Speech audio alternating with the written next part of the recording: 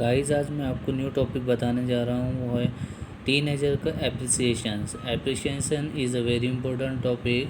It will ask in the examination. So now I am going to explain what is the actual the appreciation of the poem.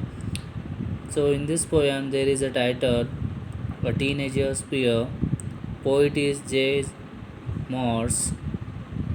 Rhyme scheme ABCB.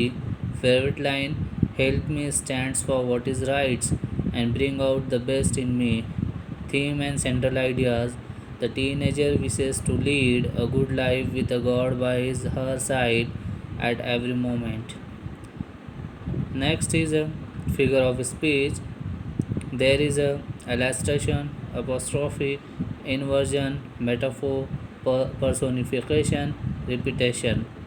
Guys figure of speech के ऊपर मैं specially बहुत सारी चीज़ें deeply मैं बताने जा रहा हूँ. आज मैं डायरेक्टली आपको उसका आंसर बता रहा हूँ, but actually figure of speech क्या होता है वो भी मैं आपको एक नेक्स्ट वीडियो में बनाकर बताऊँगा. और as well as centre of ideas related the poem किस तरह से बनाई जाती है, इसका मेन मोटो क्या होता है, वो मैं आपको एक नेक्स्ट वीडियो में बनाकर बताने जाने वाला हूँ.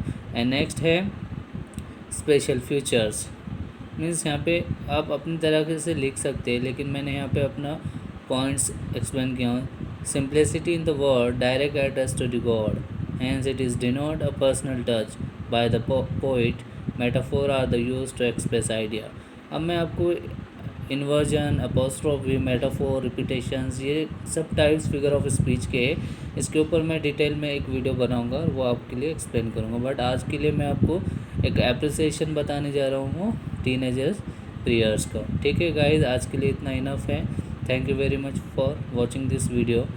Thanks again.